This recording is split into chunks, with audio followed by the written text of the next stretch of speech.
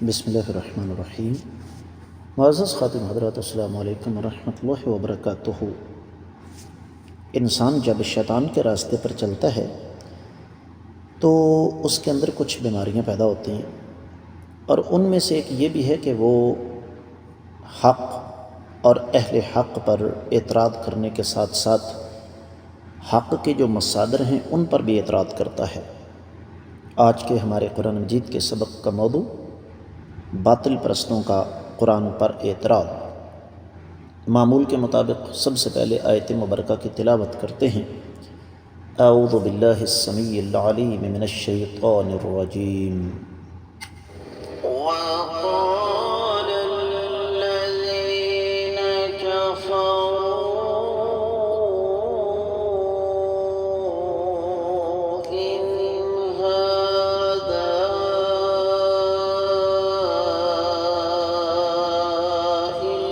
إلا إفك افتراه وأعانه عليه قوم آخرون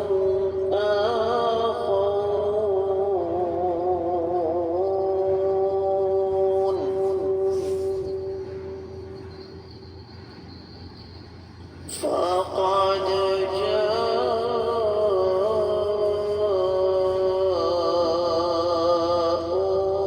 ظلما وزورا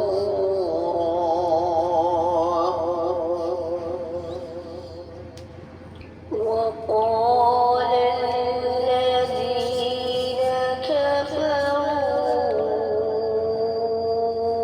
إن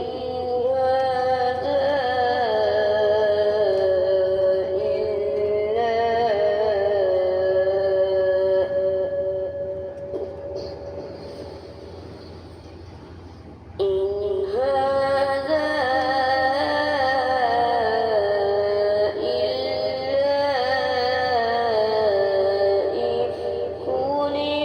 افتراه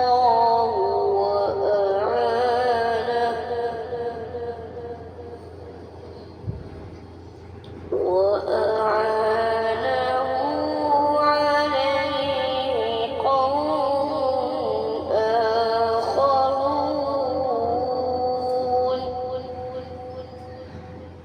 فقد جاءوا ظلما وزورا۔ معزز خاتم حضرات، رب کائنات کی پاکیزہ کتاب قرآن مجید 18واں پارہ سورۃ الفرقان 4 آیت مبارکہ ہے۔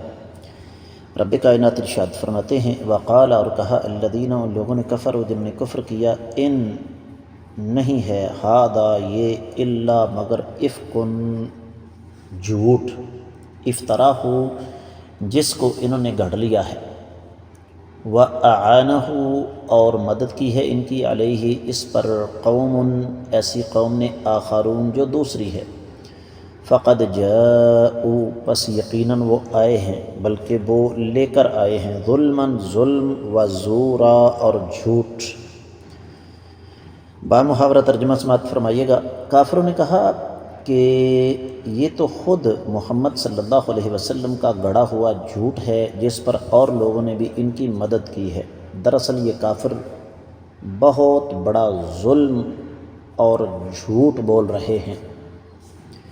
امام ابن کثیر رحمۃ اللہ علیہ نے اس آیت مبارکہ کی تفسیر بیان کرتے ہوئے ارشاد فرمایا کہ دراصل یہاں پر کافروں کی عقل پر پردہ پڑ چکا ہے، یہ خود فریبی کا شکار ہیں، اس لیے کہ یہ قرآن کو جھوٹ کہہ رہے ہیں جس کو آقا علیہ الصلوۃ والسلام نے ان کے تئیں، ان کے بقول خود گڑھا ہے، اور دوسرے لوگوں نے ان کی مدد کی ہے۔ تو رب کائنات نے فرما دیا کہ ان ظالموں کی یہ بات خود جھوٹ ہے، باطل ہے، اور وہ اچھی طرح جانتے ہیں کہ وہ غلط بات کر رہے ہیں، اور وہ جانتے ہیں کہ وہ اپنے آپ پر جھوٹ بول رہے ہیں۔ دوسرے لفظوں میں رب کائنات کی یہ سنت ہے کہ جو ہی کسی قسم کا کوئی اعتراض نبی علیہ الصلوۃ والسلام پر یا قرآن پر آیا تو اللہ تعالیٰ نے اس کا خود دفاع فرمایا۔ تفسیر ابن کثیر میں جو کچھ بیان ہوا وہ اتنا ہی ہے۔ دیگر کتب تفسیر کا جائزہ لیا جائے تو اہل علم نے ایک مناسبت ذکر کی ہے اس آیت مبارکہ کی سابقہ آیات مبارکات کے ساتھ، اور وہ مناسبت کیا ہے کہ جب رب کائنات نے پچھلی آیت مبارکہ میں اپنی توحید کا تذکرہ فرمایا تو یہ ممکن ہی نہیں ہے کہ قرآن میں اللہ رب العزت توحید کا تذکرہ کریں اور اس کے بعد پھر رسالت کا ذکر نہ ہو۔ یہ تو قرآن مجید کے اسلوب کے ہی منافی ہے۔ تو اس لیے رب کائنات نے فوری طور پر کائنات کے امام صلی اللہ علیہ وآلہ وسلم کی رسالت کا تذکرہ فرما دیا اور فرمایا کہ یہ ظالم قرآن کے بارے میں اپنی گندی زبانوں سے یہ بکتے ہیں کہ یہ جھوٹ ہے جو عقل اسلام نے گڑھ لیا ہے، جس طرح سورہ صاد آگے آ رہی ہے 4 آیت مبارکہ، وَقَالَ الْكَافِرُونَ هَذَا سَاحِرٌ كَذَّابٌ۔ میں اس کا ترجمہ نہیں کروں گا۔ اور ساتھ یہ بھی ان ظالموں کا دعویٰ تھا کہ وَأَعَانَهُ عَلَيْهِ قَوْمٌ آخَرُونَ۔ امام بخاری نے نظم الدرر میں، امام ابن جریر وغیرہ فرماتے ہیں کہ یہ ظالم یہ بھی دعویٰ کرتے تھے کہ آقا علیہ الصلوۃ والسلام کی اس معاملے میں دوسرے لوگوں نے مدد کی ہے، جس طرح کہ سورۃ النحل اس کی 130 آیت مبارکہ ہے، وَلَقَدْ نَعْلَمُ أَنَّهُمْ يَقُولُونَ إِنَّمَا يُعَلِّمُهُ بَشَرٌ لِسَانُ الَّذِي يُلْحِدُونَ إِلَيْهِ أَعْجَمِيٌّ وَهَذَا لِسَانٌ عَرَبِيٌّ مُبِينٌ۔ اے نبی صلی اللہ علیہ وسلم آپ پریشان نہ ہوں، ہمیں اچھی طرح پتہ ہے کہ یہ کہیں گے کہ یہ قرآن ان کو ایک انسان نے سکھایا ہے۔ تو اللہ تعالیٰ نے خود جواب دیا، فرمایا فَقَدْ جَاءُوا ظُلْمًا وَزُورًا۔ اہل علم نے یہ لکھا، خاص طور پر امام ابن جریر اور اسی طریقے سے دیگر مفسرین کرام فرماتے ہیں کہ کافروں کا یہ دعویٰ بذات خود ظلم، جھوٹ، تکذیب پر مبنی ہے۔ یہ بذات خود اپنا جائزہ نہیں لیتے اور الزام دیتے ہیں کائنات کے امام صلی اللہ علیہ وآلہ وسلم پر۔ بات کو اختتام کی طرف لے کر چلتے ہیں۔ اہل علم نے یہ فرمایا ہے کہ پچھلی آیات مبارکات کا اگر جائزہ لیا جائے تو رب کائنات نے پچھلی آیات مبارکات میں بھی اسی بات کی طرف اشارہ فرمایا کہ یہ قرآن اللہ کا نازل کردہ ہے، لیکن ظاہر ہے جو نفسانی خواہشات کے گھوڑے پر سوار ہوں گے انہیں یہ قرآن کیسے برداشت ہوتا ہے۔ یہ بات کہنے والوں میں نضر بن حارث، عبداللہ بن امیہ، نوفل بن خویلد سر فہرست تھے، اور باقی سب لوگ ان کی معاونت کے لیے تھے، اور جن کے بارے میں یہ بات کہتے ہیں کہ جناب انہوں نے نبی علیہ السلام کی مدد کی، وہ عداس تھا، خویطب بن عبد العزیٰ کا غلام، یسار تھا ابو فقیہ الرومی، یہ العلا بن حضرمی کا غلام تھا، صفوان بن امیہ اور جبر عامر کا غلام تھا۔